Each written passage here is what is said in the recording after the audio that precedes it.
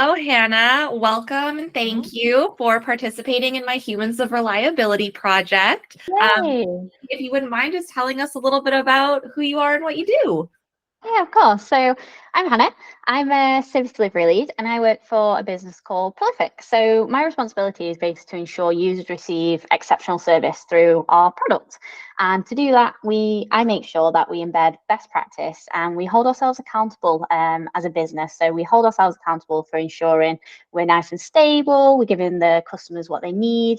And so a lot of my work revolves around incident management. Yeah, what does that collaboration look like for you? Do you work with your SRE team, with the customer service team, or how are you involved in the reliability and incident response side of things? It's actually really interesting. I've got a nice role because I get to collaborate with a lot of people. So at the moment, service delivery is scaling that prolific. So I hired someone, he's going to be joining us next month, which is really good. But I'm part of the engineering team because I believe service delivery and engineering work hand in hand. And the way that I look at it is I've got two sets of customers. I've got my internal customers, which are primarily engineering, and then my external ones who kind of visit Prolific's platform and use it. So the cross collaboration is me and engineering actively looking for service pain points, proactively working for incidents.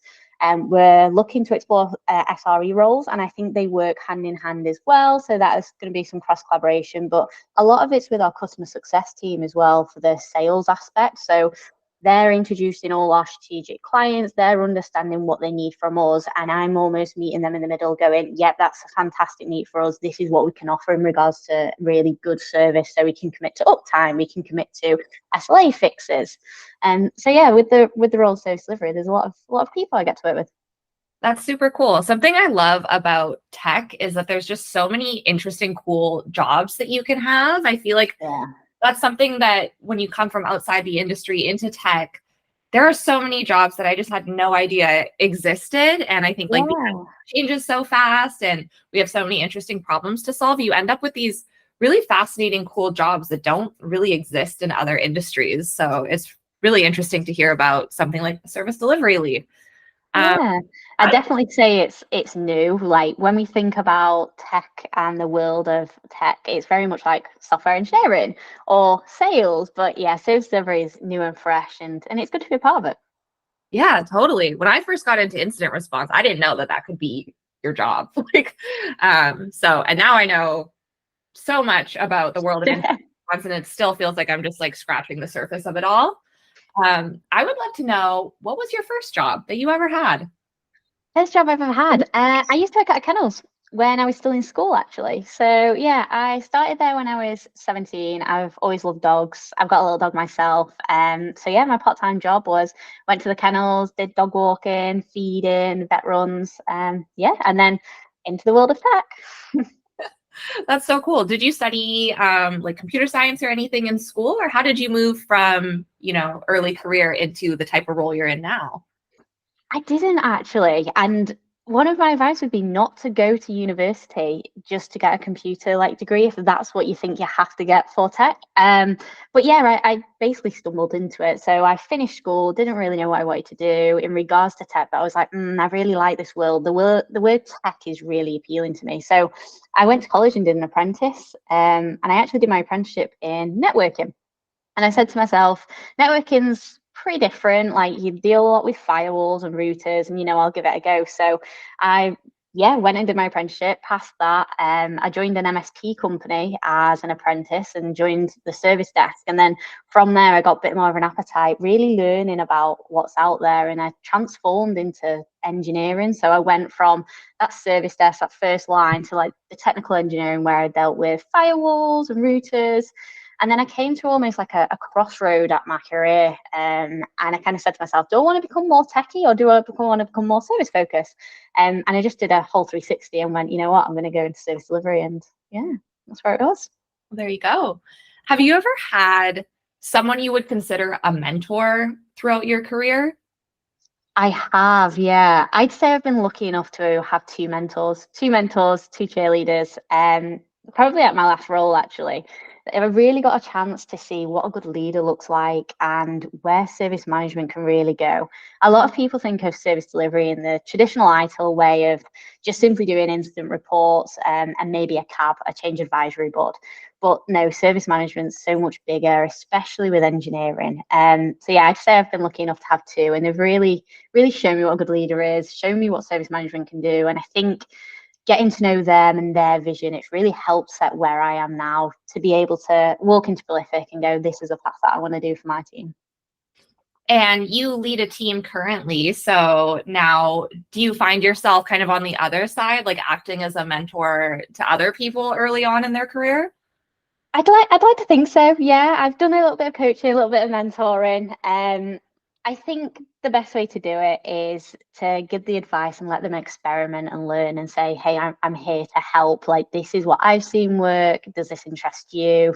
And it's all that good stuff around fail fast.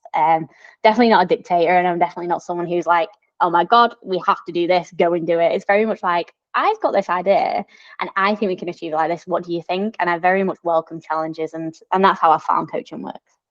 I love that. Yeah. One of probably the best pieces of advice I got early on when I started leading people was to try to ask more questions than you give answers. And it's so cool to see once you, instead of like feeling like you have to have all the answers as a leader, once you learn and get like build that muscle of just asking questions, you see how smart the people around you are. And sometimes they just need like that nudge to think in a different way. So it's really cool to be a part of something like that. It is. You ever remember the 5 whys for like retrospective? Yeah. You remember how annoying that used to be? Why has it happened? Why? But actually, it's so helpful. And yeah, that's what it made me remind me of. I know. And then it's funny when you're leading people and your lead will do the reverse to you and you're like, I know what you're doing. Yeah. 100%. Yeah. On a totally non-work related note, something you mentioned before this meeting is one of your biggest pet peeves is spoilers in TV shows and movies. So I'm going to spoil. No, I'm just kidding. I'm not going to spoil it. I'm going to ask you what the best TV show or movie you've watched this year is. Oh, I have to say, I don't know if this can count, but my all-time favorite is The American Office. But I can't really say this year because I've binged it like every year. Like I'm on like maybe this 10th time of watching every single season. But yeah, I love it. It's very funny. I don't think it's anything compared to the English version. So yes. A lightning round question for you. Okay. Is a hot dog a sandwich? No. A hot dog is a hot dog. No. But I bet you're gonna ask me why it's not a sandwich though, aren't you? And I've not got a reason for you. In my head, a sandwich is just 2 pieces of bread with content in the middle. And I feel like a hot dog bun just doesn't cut it. Okay, it's because the bun's connected. Yeah. I'll take it. Awesome. I actually only have one more question left on our list. I would like to know, what is your proudest accomplishment? It doesn't have to be a work accomplishment. It can be anything. Okay.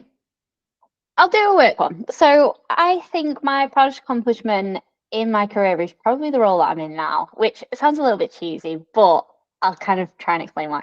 So I had an opportunity to come into this business and really set the tone and take the business on a journey of what service management is. We've already kind of said it's super fresh. And when I came, I was like, service delivery is here. This is what I do. People are like, whoa, what? This is a thing. I'm like, it is a thing. So I really had the chance to go on that journey. And when I sit here and reflect and go and think back to maybe 3 or 4 years, there is no way I ever would have gone, I'm going to be my own leader. I'm going to come in. I'm going to do my own path. I'm going to show what service delivery can really do. So yeah, I'm pretty proud of that, because when I cast my mind back, there's absolutely no way. And even just to cast my mind back, so I've been in the tech industry for 10 years now. But even to cast my mind back for the last 2 years, I think that's probably where I really saw my career path change. And what I mean by that is I became a lot more confident. I heard myself. I've personally grown. I kind of joined well, I didn't kind of, but I joined a startup from an MSP world. And this is where I met my mentors and really saw their vision. And I think through understanding their vision and what they can see, it really allowed me to step up. So yeah, I'd say my proudest moment is where I'm working now, being able to be my own person, my own team. So yeah.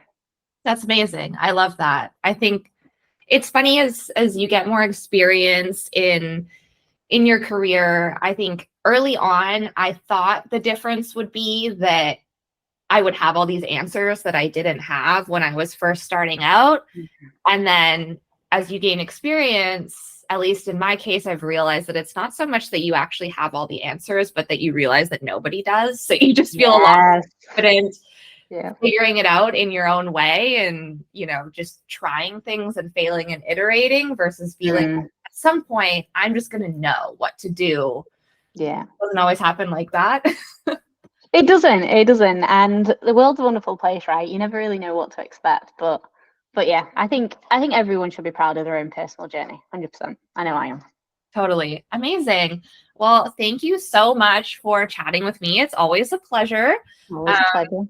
Before we stop the recording, I just wanted to know if there's anything that you would like to share where people can learn more about you. It can be a side project, it can be a personal blog, anything at all you'd like to share with the audience. No pressure. Yes, yeah. Feel free. I'm a super open person. I love growing my network. I'm all over LinkedIn. So yeah, feel free to connect with me on LinkedIn. I'm very big on advocating for women in the tech space, and I like to go around and do talks around that, as well as my own personal journey, and generally talking at all the tech conferences. So yeah, feel free to connect with me on LinkedIn. Amazing. We'll make sure to put some links up for everybody so they can follow along with you. Thank you again so much. Thank you.